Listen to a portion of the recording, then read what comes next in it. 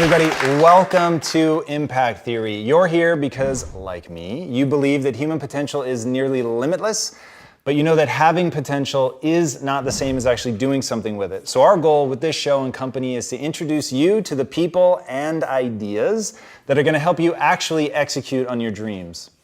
All right, today's guest is one of the most popular on-air commentators and opinion writers for CNN, and her unique brand of raw and relatable advice has made her one of the most sought-after speakers and media personalities. And watching her, you get the feeling that this mother of three is just getting started. Her well-researched and really powerful insights into what it means to be a human come wrapped in both science and lovely, lovely Midwestern charm, allowing her to cut through the formality of typical business jargon and grab her audiences by the emotions. She's made a name for herself by being blunt, unapologetic, and yet totally vulnerable. She says what everybody is already thinking, but is just a little too scared to say, and it makes people absolutely love her. It is not hard to understand why her TED Talk titled How to Stop Screwing Yourself Over is one of the most watched TED Talks of all time, and it's also easy to see why she's an award-winning talk radio host who is trusted by some of the biggest brands on the planet to help motivate and advise their teams. She's appeared on everything from Good Morning America and The Today Show to Dr. Phil and Oprah. And somehow she's also made time to found an inspirational news site called Inspire52.com and found and sell a retail and internet tech company.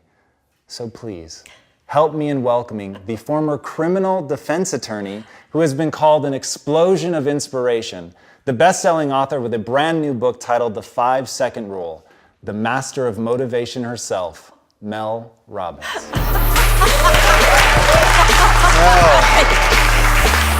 It's really good to have you on the show. Oh my gosh, thank you. Absolutely. You called me the master of motivation, and I think motivation is complete garbage, so maybe we should start there. That is a perfect place to start. So I totally agree with you. But why You do you do? say that? I do, 100%. Now, I said that in the spirit of, I know what you're trying to do, so it is meant with absolute reverence. But why do you say that it's garbage? Well, and we'll talk a lot about this, but I think it's garbage because at some point we all bought into this lie that you got to feel ready in order to change. Yeah. We bought into this complete falsehood that at some point you're going to have the courage. At some point you're going to have the confidence, and it's total bullshit, frankly. Are we allowed to swear on this Absolutely. show? Okay.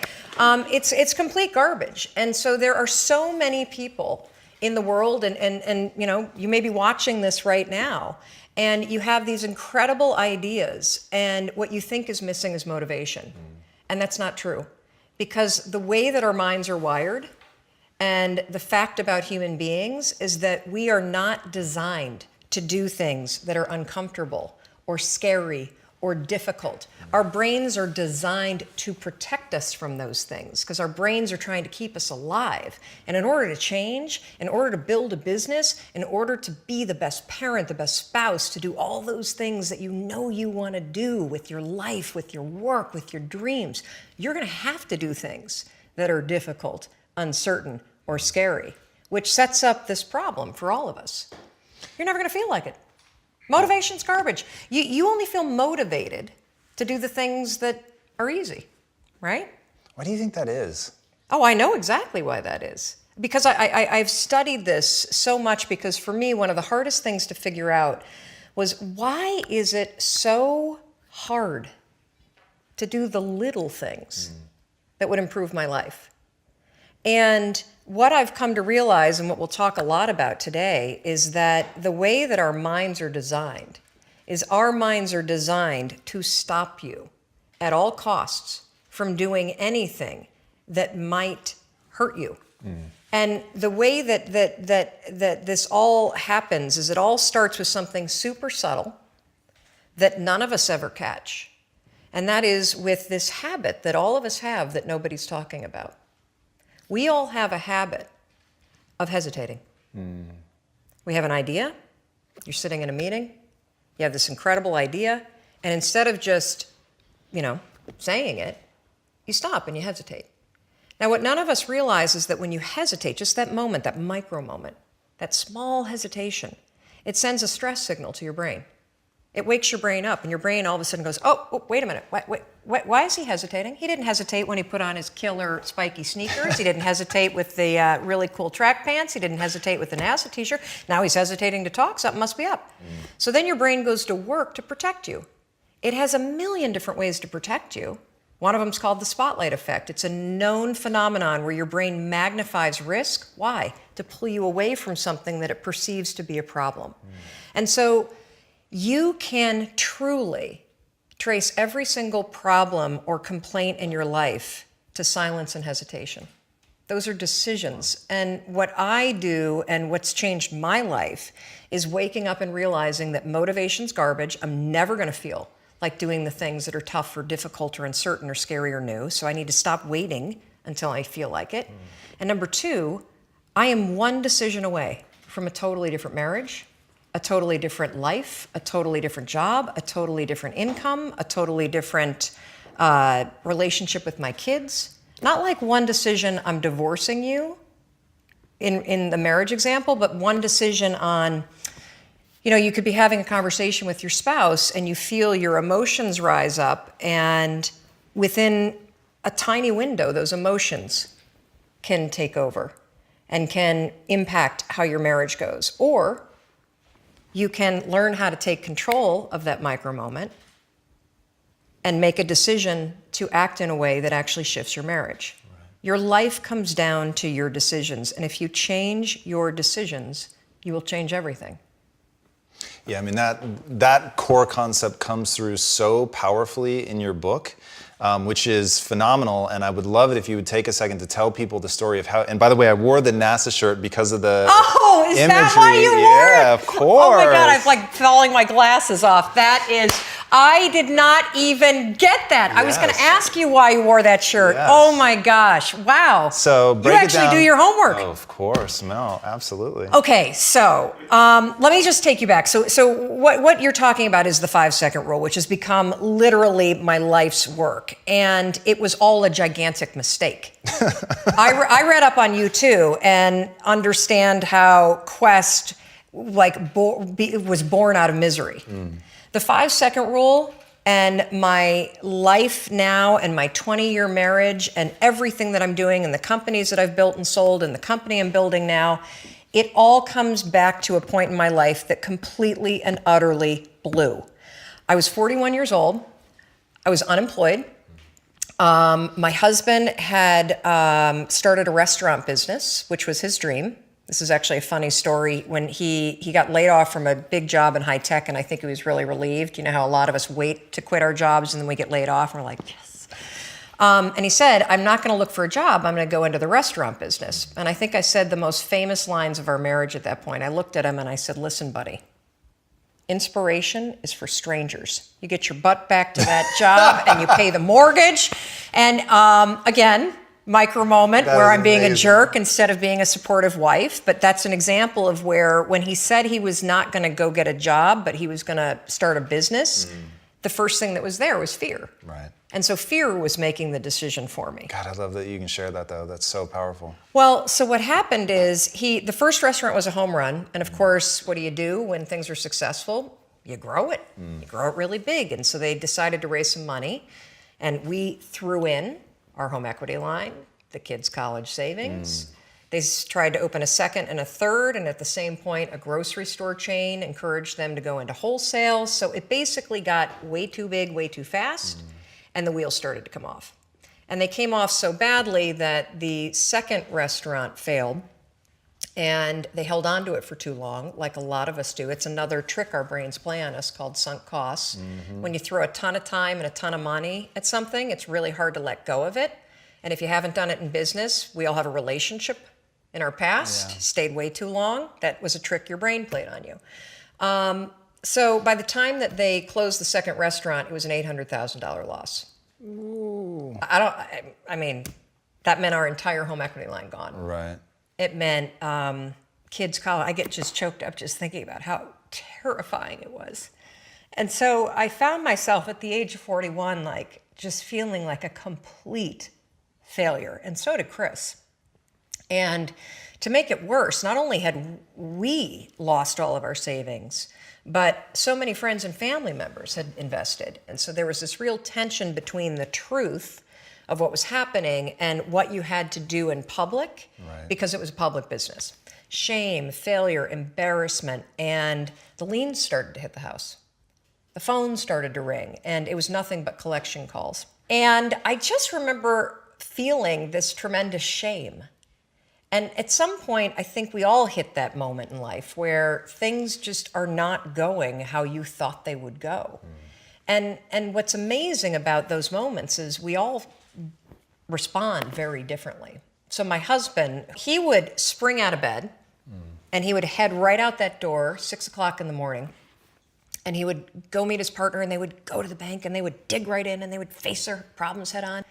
And he's also a smart guy. I mean, he did not want to be in the house when yours truly woke up, because I was a raging bitch at that point in our lives. And the reason why is because when you're scared and you're afraid and you're jealous and you're overwhelmed with emotion, it is so much easier to point the finger at other people. That's a decision, by the way. Sure. One you may not be aware that you're making, but you're still making it. So what would happen to me is the exact opposite. Is Chris would be gone, the alarm would go off at 6 o'clock in the morning, and I would lie there. And I would think about the lien on the house, and I would think about the bankruptcy that we were facing, and I would think about how much we had fought the night before, and I would think about the fact that I was unemployed, and I would hit the snooze button. I mean, why would you get up when your life is like that? Why would you? I mean, I needed confidence. I needed courage. I was so tapped out. And you know, in the scheme of life, hitting the snooze button is not that big of a deal. But here's the thing about life. None of us wake up and say, today is the day I destroy my life. What we do is we kind of check out because it feels overwhelming. Or we check out because we're afraid. Or we check out because we start listening to self-doubt, and then we make these teeny tiny decisions all day long, and we don't even realize it. Decision to not get up on time, a decision to not eat the right thing, a decision to snap at your kids, a decision to not speak in a meeting, a decision to not look for a job, a decision to not deal with your finances, a decision to not call your parents, like whatever it is. All day long, these tiny decisions that take you so far off track. And then you wake up like I did, and you look at your life and you think, how the hell did I get here? And more importantly, how do I get back over there? And you have no idea. And so I was so trapped. And I know from your story, you felt the same way. Like you knew that there was more in store for you, but you couldn't figure out, how do you close that gap? How do you find the power that's in you? How do you discover your greatness? How do you solve these problems? It feels so overwhelming when you can't. I mean, I would go to the grocery store and the items would scan, and I would be sitting there readying my excuse because there was no way that my check card was going to clear. Wow. So I got in this struggle with myself that a lot of us find ourselves in, and that is you get trapped in what I call the knowledge action gap. You know what to do, but you can't seem to make yourself do it, right? I mean, every one of us is one Google search away from a list of instructions that if you follow any of them, it will change your life. But how do you get out of your head and stop thinking about what you need to do and actually do it? And in my case, this stuff was pretty easy. Get up on time, make breakfast for the kids, get them on the bus, start looking for a job. Be nicer to Chris. Don't drink so much. Instead of isolating yourself, pick up the phone and call a friend. Get yourself out into the woods and go for a walk. Start running again. Like all these little things that I was capable of, but I couldn't get out of here. Could not get out of here. And if you're stuck, that's the problem. The problem is you're in your head, you're thinking. That is the universal problem. And it all starts with this knowledge of what to do, and then you hesitate and you think about whether or not you feel like doing it. So for a couple months, I was really stuck. Chris would get up at 6, I'd hit the snooze, and then I'd hit the snooze, and then I'd hit the snooze, the kids would miss the bus. And then every night I'd do the same thing. I'd go in bed. Have you ever had one of those nights probably before you started your company, but where you go in bed and you're like, all right, Tom, that's it. Tomorrow, it's the new me. Tomorrow, I am going to get up on time. I am going to go to the gym.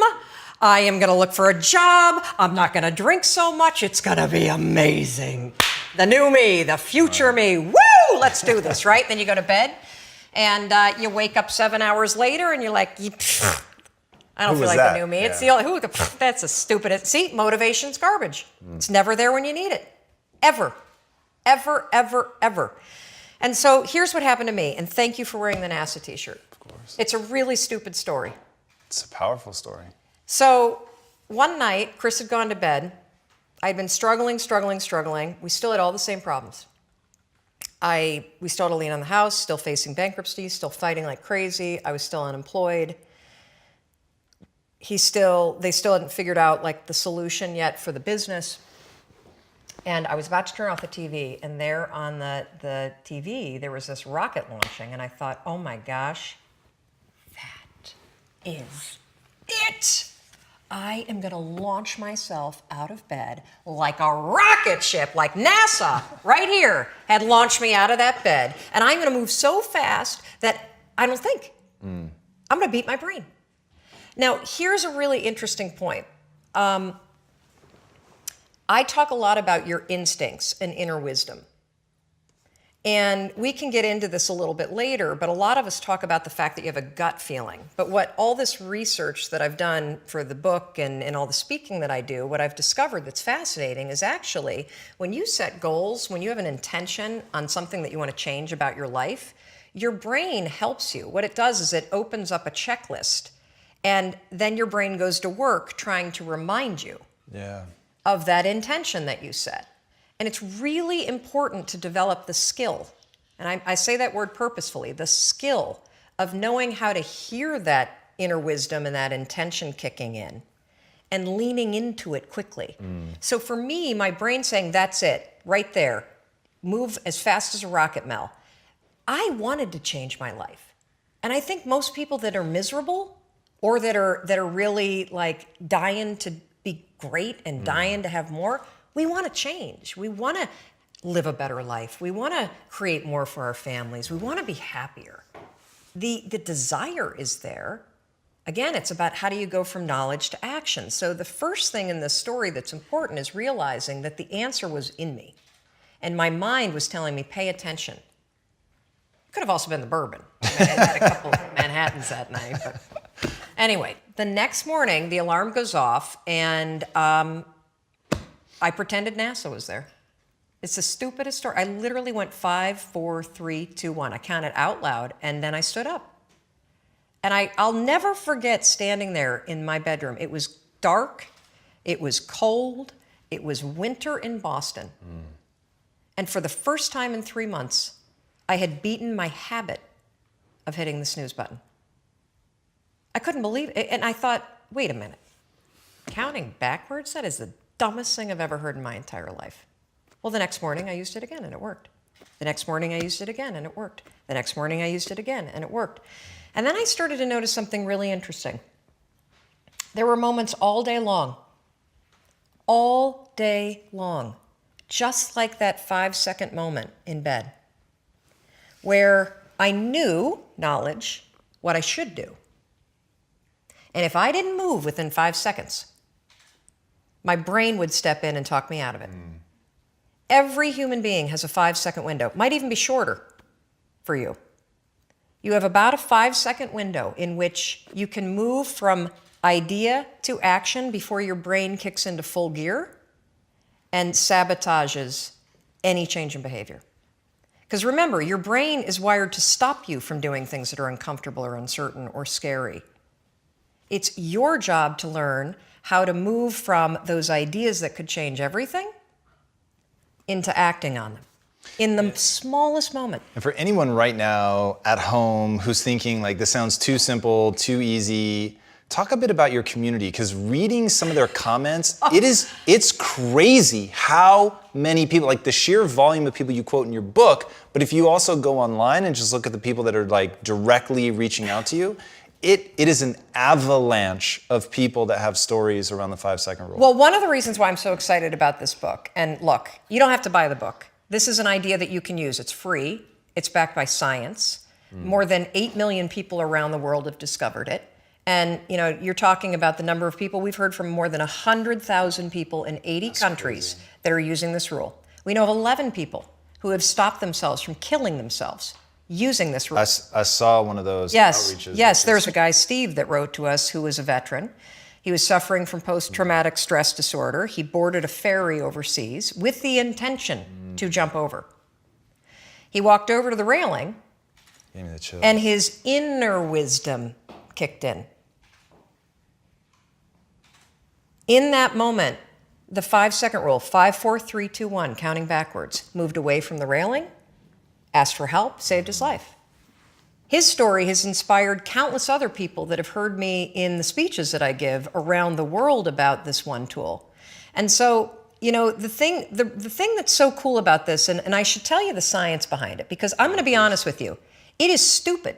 Had I ever thought that I would find myself 8 years after discovering it, spending my days telling people about the 5-second rule? First of all, I would have picked a different name because it reminds you of the one where you have to pick up food within 5 seconds off the floor, right? It was my secret weapon. This was something I did. I never intended to tell anybody because I went from getting up on time and waking up on time to shaking up my entire life. Because when you understand the power of a 5-second decision, and you understand that you always have a choice to go from autopilot to decision maker, everything in your life will change. You will be a different negotiator. You will be different in sales. You will be unstoppable in the gym because you will realize the amount of garbage that you put in the way of your hopes, of your dreams, of your potential, of your confidence, of your courage. Everything comes down to the decisions that you make. We all know what to do. None of us know how to make ourselves do it. So I started researching it. Why does something so stupid work? Why? Why does something so silly create such powerful and profound change? Well, here's why. The rule is a form of metacognition. Metacognition is a fancy pants term that means something real simple. You can outsmart your own brain in furtherance of goals.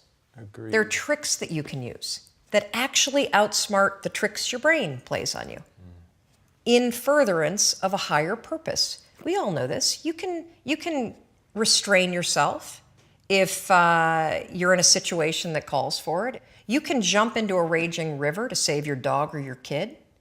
You can direct yourself in ways if it's important to you. And so the rule, what it does is it does something really remarkable.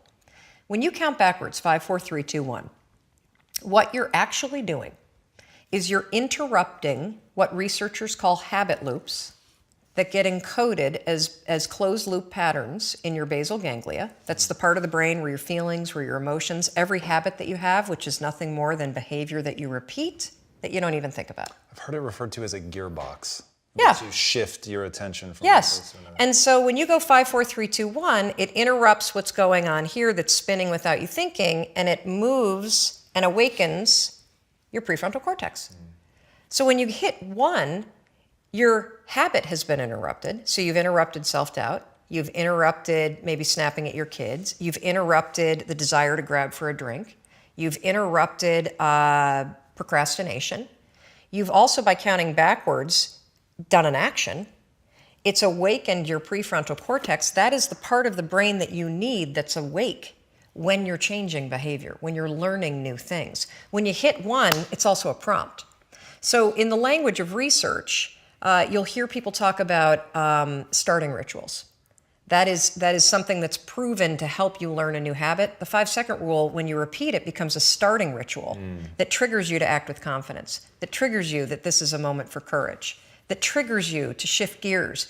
And because you've also done the manual work of awakening the part of the brain that you need to change, you've set yourself up for success. It doesn't work if you count up, because you can keep going. And also counting up doesn't require focus. If you count backwards, 5, 4, 3, 2, 1, it, again, awakens the prefrontal cortex and it prompts you to move. when you start to use it and then you read about it, you'll see that it's being used all over the place. They use it in the armed services in order to align troops and get them to start an exercise. They use it at elementary schools, 5, 4, 3, 2, 1, at big assemblies to get a huge room full of kids to stop talking. Really simple and interesting example, yeah. Because it requires you to focus. It's not a habit. It will become a habit that prompts you to have confidence and courage. But in the beginning, it interrupts patterns of behavior that you do on autopilot. It helps you assert control, and it teaches you how to become the kind of person that moves from thinking about something to actually doing it. It's incredible. So there's so many things in that story, and guys, I'm telling you, it's you're gonna love the depth of brain research that is put in the book. It's really quite extraordinary. You really have an amazing grasp of the brain, and it really, really came through in the book. And for me, it was a wonderful balancing act between the just raw emotion of the people writing in and some of the stories that you're sharing, and the imagery of the rocket ship, which you're very open about. It's sort of a silly visual metaphor, but because it's effective, that silliness is somewhat irrelevant. What's incredible is in 5 seconds flat, self-doubt can take over and rob you of your power, and rob you of joy, and rob you of your potential. Or, in 5 seconds flat, you can actually use one stupid little trick to push yourself to grab it. What I loved in the book is because you paint the picture so very well, you're also just a good writer. So you paint the picture like I could feel the crisp, winter air of Boston, like stalking you out of the under the comforter. And so I could really feel it. I was there with you, as Chris's business is struggling. And so you really feel all of that. And so the moment when you do the countdown, you spring out of bed and you're almost like taking yourself by surprise and you're like moving before you realize it. But you're reading it from the perspective of, I already knew who you were. So it was, that gave me the chills. It was more difficult to picture you as stuck than it was to know, I know where she goes, right? I'd already seen the TED Talk by the time I read the book. I knew what you were doing from a media perspective. I knew how many people and companies you'd helped. So for me, it was like watching it in reverse. So I'm watching it from the safety of, I know she crushes it.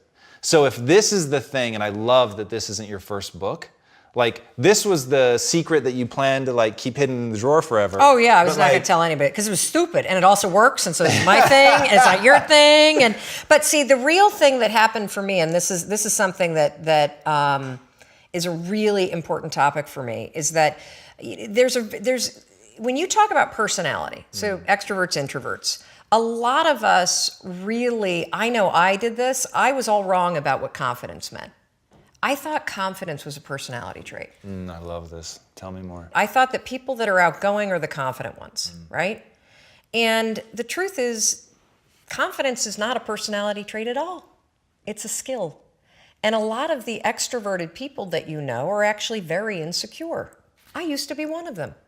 I used to be the kind of bossy, crass loudmouth that didn't believe in myself, that didn't believe in my ideas, that didn't have the confidence and the courage to really be the real me, who I am, who I'm not, flaws and all. There are a tremendous number of introverted people that feel uncomfortable putting the attention on themselves, but they're very, very confident in their ideas. They definitely believe in themselves. And so when you start to separate confidence not as a matter of personality, but as a skill that you can acquire, because confidence is the ability to move, in my opinion, from thought to action. Because when you're a confident person, you believe enough in yourself and your capabilities that you're willing to try, that you're willing to share. To me, confidence isn't the assuredness that it turns out, it's the willingness to try. And that was a huge insight for me. And what a lot of people don't know about me, although I share this on stage and I'm extremely open about this because this is a topic that's really important to me, is that the single most profound use of the 5-second rule is mind control.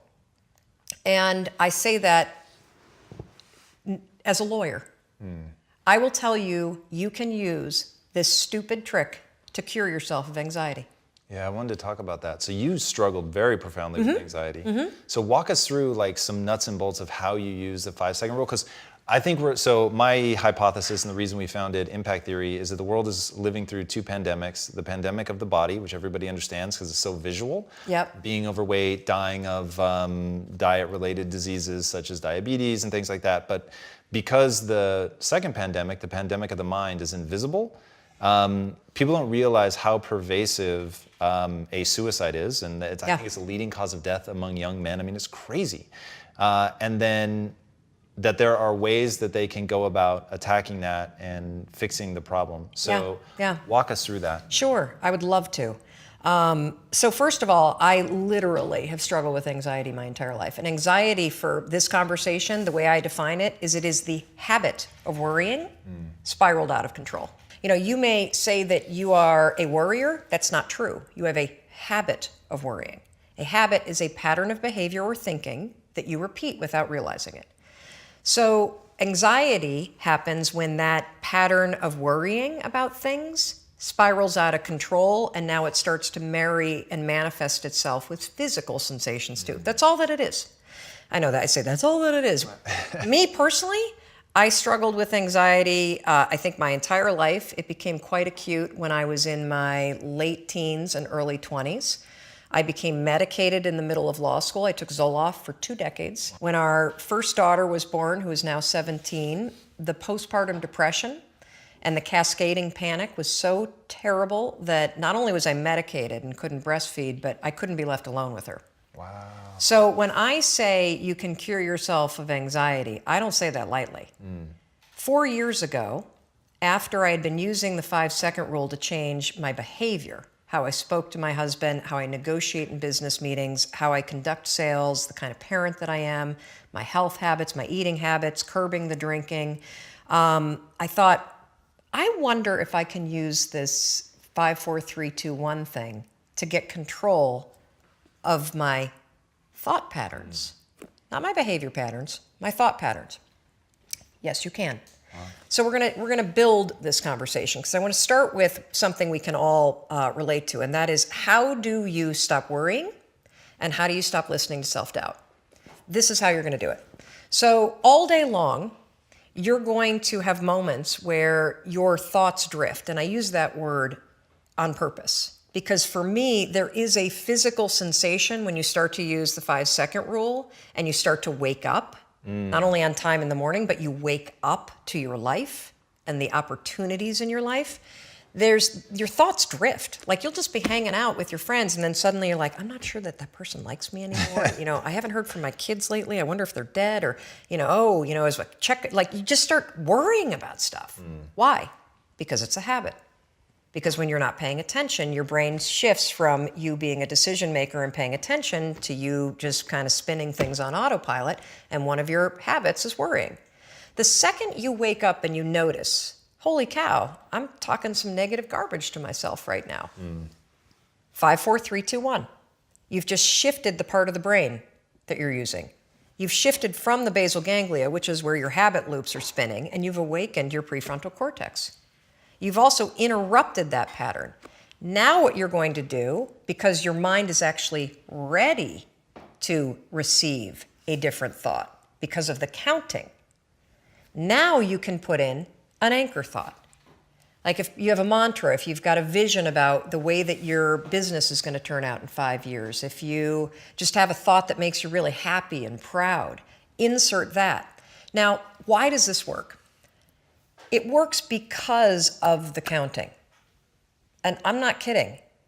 We know, based on research, that positive thinking alone, not effective. In some instances, trying to force yourself to think positive can actually make the worries worse. Why? Well, the reason why is because it's really hard to just change the channel. What we have to do first is basically interrupt it and turn off the TV, and then turn it back on with the prefrontal cortex awakened. So the counting is essential. And so you can start using this today. You catch yourself talking garbage to yourself, because we all know if I were to put a speaker on your head and broadcast, you would be sitting here in the audience, you'd be in an insane asylum, because the crap that you say to yourself is insane. And the problem is we listen to it. You'll be in a sales meeting and you'll be undermining yourself. They're not going to buy. Oh my gosh, I'm in trouble. You're not even present 5, 4, 3, 2, 1. Switch it back. Get back to that vision that you have about toasting your success, or this customer being really happy, or you being proud of yourself. Whatever that vision may be, you can control your thoughts. And this is not just us talking about it. This is a tool that you can use. So let's take it a step further. So worrying, if you let it go unchecked, what will happen is you will get used to worrying. You will get used to living in a state where you're slightly agitated all the time. Let me talk a little bit about agitation. So what we know based on research is that physically, in your body, so physiologically, being excited is the exact same thing as being afraid. Let me say that again because it is so important.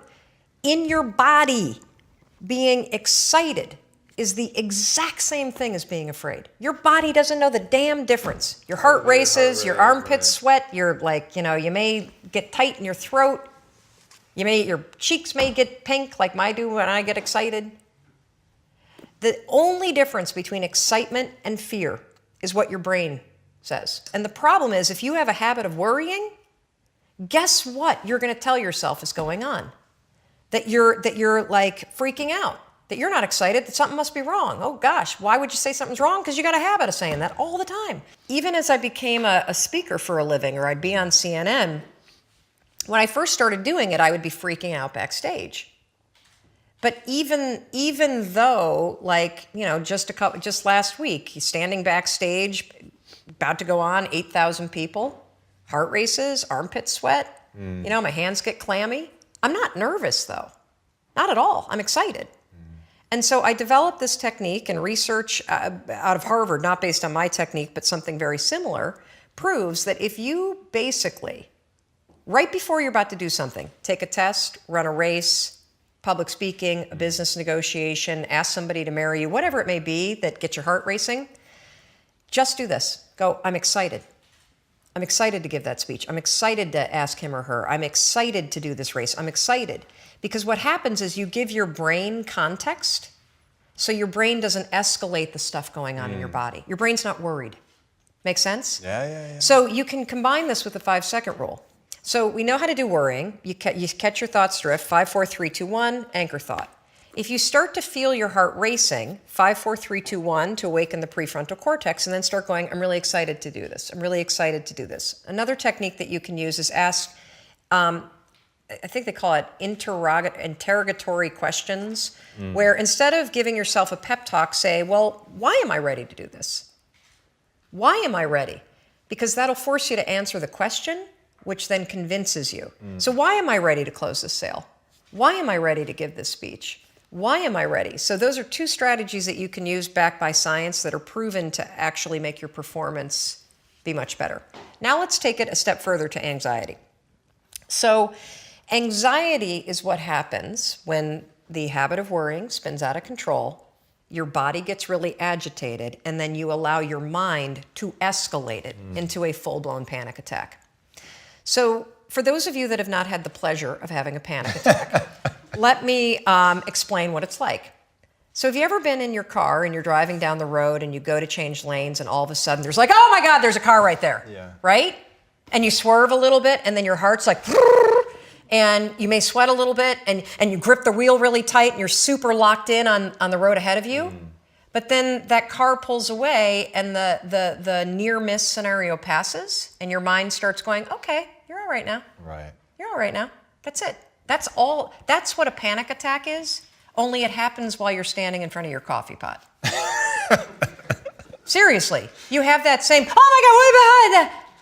And your heart's racing, and the problem for your brain is that your brain can't look around and say, holy cow, we almost got hit by a car. Right. Your brain's saying, what the hell is wrong with her? She's making coffee and she's freaking out. And so now your brain has a problem, because what's your brain's job? It's designed to protect you. So your brain will now do whatever it can to magnify the problem. Remember, we talked about the spotlight effect. It'll start telling you all kinds of crazy stuff because it can't figure out contextually what the hell's going on. She's just making coffee. Now her heart is racing and she's breathing really. Holy cow, maybe she is having a heart attack. A lot of people that have panic attacks say, I think I'm dying. Oh my God, what's happening? Wow. Or you'll see them do the deer in the headlights thing where they got to get out of the room. That is the spotlight effect in your brain. Now taking control and magnifying everything to get you out of whatever it was. So here's how you use the 5-second rule. You use it to stabilize your thoughts before the panic escalates. And then what happens is it drifts into worry and then it disappears. Right. So the second you feel worry, you catch it, you train yourself to do that. If you start feeling yourself getting, your heart racing, you can 5, 4, 3, 2, 1 and use the I'm excited. If that doesn't work, literally 5, 4, 3, 2, 1, and just give yourself an anchor thought, literally, of you being okay. I'll give you another quick example because this is one that we have a tremendous number of success with, and people that hear the example use it immediately and are blown away. I used to be terrified of flying. Terrified. Every bump I'd be freaking out. And so I started using this strategy with the plane. So the second that you feel yourself getting nervous, 5, 4, 3, 2, 1, and then your anchor thought is a vision of what you're going to do when you get to where you're going. So when I get on the plane tomorrow to fly back to Boston, I'll think about walking in the house and the place is like a disaster. It'll look like everybody's stuff got loaded into a cannon and fired all over the first floor. And so if we hit turbulence, 5, 4, 3, 2, 1, I'll think about that vision because cognitively for my brain, if I'm walking in the house and it's a disaster, the plane made it. That's the power of this. It's incredible. Incredible. What I love about you, Mel, is that I love how raw and real you are about your own situation, because people are going to look at you and the first thing they're going to want to do is make you extraordinary as a way not to have to live up to your standard, because what you've accomplished really is astonishing, and seeing you on stage is unbelievable. Unbelievable. You're so good at that, and I know that it comes from working your ass off. But wow, it's very, very impressive. Thank you. But then that you use techniques, like that you've got answers for, how have I done this? I've done it like this. And I've had guests sit across from me that's not their shtick, right? Like they have done truly extraordinary things with their life, but they seem just totally blind to how they did it. And the fact that you can walk people through it is so cool. Well, I think we're all flawed. And that's the beauty of who you are. And instead of trying to make yourself perfect in every area, it's so much easier when you accept the things that you're terrible at or that are your weaknesses or that are the things about your wiring. Look, if I were diabetic, I would take insulin. I happen to be somebody that's wired for anxiety. Right. No big deal. So figure out how to, instead of fighting those things, actually trick it. Because the truth is that you're never going to feel ready to make these changes. You're never going to feel like doing them, but you can always make a decision. That's always in your control. Staying with somebody that treats you like garbage is a decision. It is. Staying at a job that you hate is a decision. Staying in the body that you are not proud of is a decision. Is it going to be easy? No, it's not going to be easy to change. It's simple. Do a Google search and then use the 5-second rule to force yourself to do that stuff. Change comes down to 5-second decisions, and this is why the 5-second rule is important for everybody to know. It's your job to push yourself. And I don't care if you're Dr. Martin Luther King Jr., or you're Michelangelo, or you're Lin-Manuel Miranda, who wrote Hamilton, you will struggle with self-doubt. And everybody that you admire, everybody, and the list is the same for everybody. Oh, Oprah Winfrey, and I want to be like, Tom, and I want to be like, Branson, and I want to be like Jay-Z, and I want everybody's list is the same. Bill Gates, and do you know what those people do? They do not have the habit of hesitating. They trust themselves. All right, really fast before we go, tell us about the $1 Million Mornings and setting yourself up. Oh, yes, I have a gift. So here's the thing. I did one thing other than the 5-second rule that has changed my life, my marriage, everything. I do not have the phone in my bedroom.